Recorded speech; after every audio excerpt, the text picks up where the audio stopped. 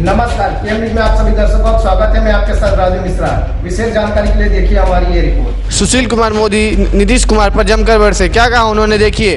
आज नीतीश कुमार जो भी कुछ है उसमें भारतीय जनता पार्टी और अटल बिहारी वाजपेयी का सबसे बड़ा योगदान है। अटल जी ने उनको रेल मंत्री बनाया, अटल जी की सरकार में लंबे समय तक मंत्री रहे।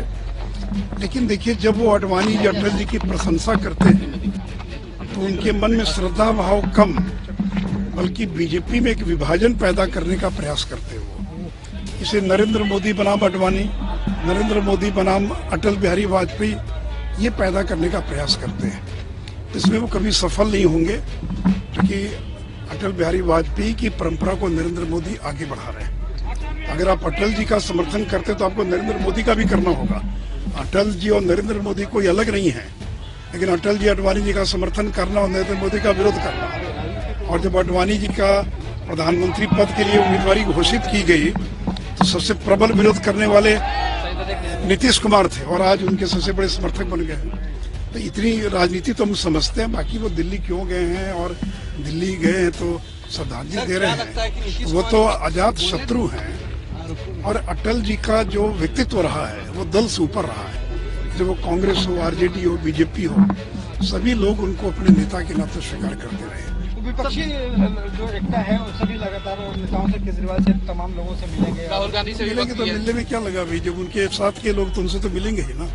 लेकिन पिछले एक साल में बिहार में एक भी दल अगर महागठबंधन में जुड़ा हो तो नाम बता दीजिए। एक भी कोई बड़ा नेता जुड़ा हो।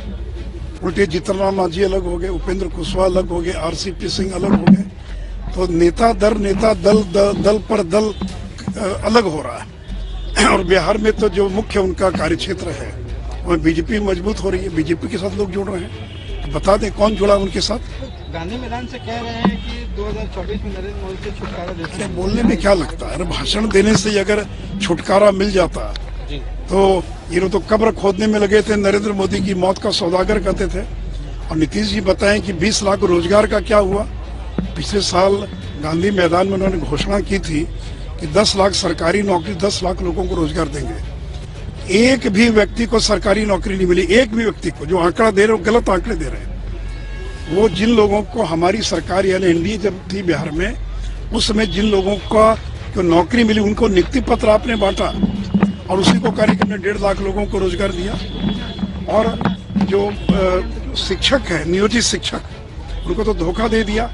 प्रचार किया गया महागठबंधन के द्वारा की जो बैठक हुई, उस बैठक के बाद अब उनको राज्यकर्मी का दर्जा मिल जाएगा। कहाँ कल उन्होंने कह रहे हैं कि हम विचार करेंगे उनको बेहतर सुविधा देने के लिए। तो विषय बेहतर सुविधा नहीं ना है, मुद्दा तो राज्यकर्मी का दर्जा। तो क्यों नहीं कल नीतीश कुमार ने जो 4 लाख से ज्यादा नियोजित शिक्षक हैं उनको राज्यकर्मी का दर्जा देने का ऐलान किया। तो इसलिए देखिए, नीतीश कुमार को लोग पहचान गए हैं। इसमें बिहार में 3 बाई इलेक्शन और 2 हार गए और 1 के अंदर भारतीय जनता पार्टी 64,000 वोट लाकर और दूसरे नंबर पर रही। बिहार में अपराधी गोली चला रहे हैं, पुलिस पर गोली चला दी जा रही है। देखिए, लॉ एंड ऑर्डर की स्थिति तो दिन पर दिन बिगड़ती जा रही है।